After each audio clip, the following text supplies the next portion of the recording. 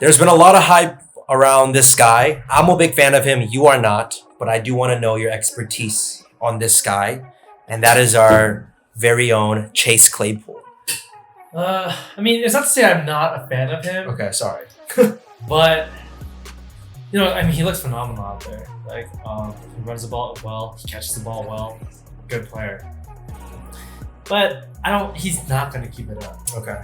He has 5 touchdowns last 2 games. He has a 4 touchdown performance, a rushing touchdown per game the past 2 games. Yeah, it's unreal. But this is all because Deontay Johnson's been out.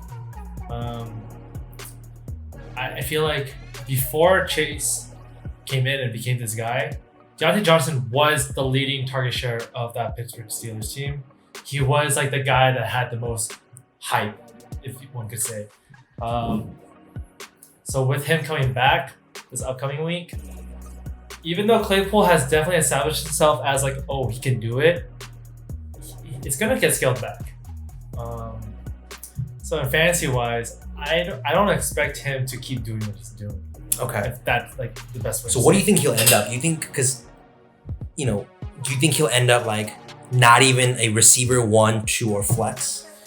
Okay, well I will also say this: the past 2 games they played against the Eagles and they played against the Browns. Both teams not that great at defense. Their upcoming schedule includes the Ravens twice, Washington, the Colts, and the Bengals twice, who have been pretty decent at guarding the defending the pass. I don't see him even. I want to say rest of season outlook maybe like a low end receiver 2. Like if you really don't have receivers, I would play him. But I mean, right now, obviously everyone's going to start him. Yeah. But I think rest of season wise, like he won't give those numbers, receiver 2 numbers. I think if Johnson comes back and he's healthy, and yes, Juju was non-existent last game. Yeah. But yeah, he won't always be that guy. And with more hype he has, the more attention he'll get from the defenses. Got it. Yeah. That's a good way to put it. You know who he reminds me of? I don't know if you remember. They had a guy named Martavius Bryant. Oh yeah, before he was like the suspension. Yeah, he was like the deep threat guy, and he killed it for a couple of games. For sure. He reminds me of that. Yeah, I mean they had back then it was Antonio, Juju, and Bryant, and they had threats at every level. Yeah. I just want to say this, and I don't know if we'll put it in the video, but I actually am so convinced of him. I think he'll be a star. So you think he's gonna be a star? I think he's gonna be a star. Okay. Like I think he's gonna end up being their best receiver. I mean, right now he looks like their best receiver. I mean, then again, I guess Juju to us is not that good. I never thought Juju was great anyway. So okay. Okay, so James Robinson. So I'm sure a lot of people right now, fantasy owners of James Robinson, are saying, what do I do with him? Because in the beginning, he was showing RB1 numbers. Mm-hmm. And then the outlook looked like he was going to be an RB2. But I'm sure people are confused. What should they do with James Robinson? So as a fellow James Robinson owner myself, and I got him, before week 1, snagged him up once I found out. He was winning you games in the beginning. He was. Yeah. I'm first place in fantasy, so hey. Yeah. I want to say James Robinson has been a really great running back to own. I start him every week. No sweat. Like I'm not gonna think about it. Yeah. Rest of season outlook, I don't like it. You don't like it? I don't like it. I think if you're a Robinson owner, he's not a sell high. He's like a just sell. Just try to get rid of him. Just try to sell him at his value and try to get something out of him because when you look at playoffs for fantasy wise at least, his schedule is not good. He's playing against the Titans, the Ravens, and Chicago, and you need reliable players when you play against them, and that you can't rely on those numbers against those guys, those teams. So, he's gonna be fine right now. He will win you weeks, but I will say maybe in the upcoming 3 weeks, you might want to look to try to trade him. So you want to trade me James Robinson for Chase Edmonds? I'll trade you James Robinson for Keenan Allen. Okay, we can end it there.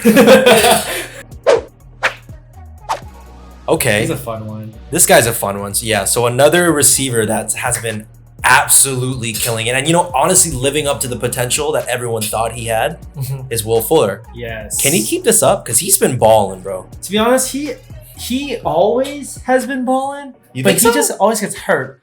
Okay, I guess you're right. You know, and this year so far, he just has not got hurt.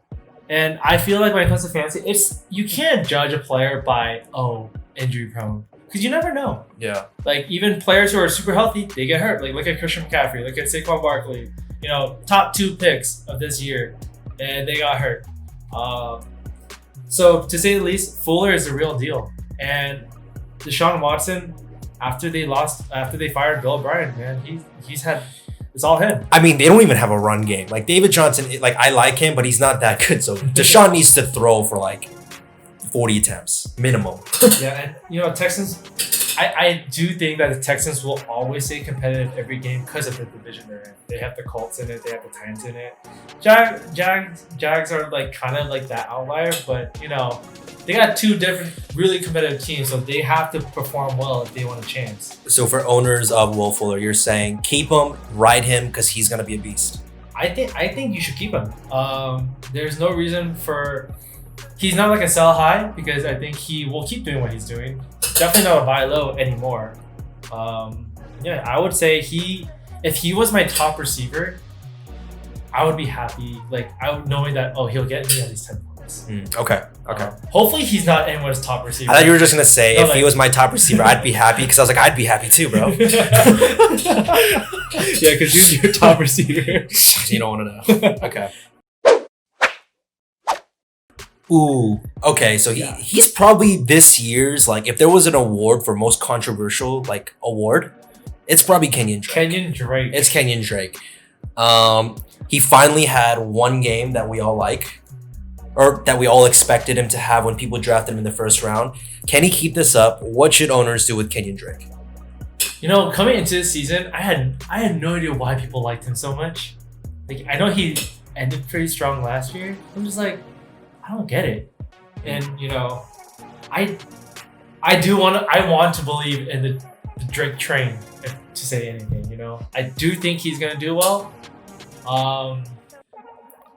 He's kind of a mystery to me. I don't know. Like, you really don't know. I really don't know. Okay, so if an owner has him, should you just hold on to him, or should you get rid of him after this game?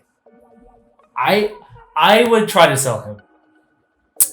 Okay. I think when it comes to fantasy, consistency is way more important than big booms potential. And Drake has by far has not been consistent.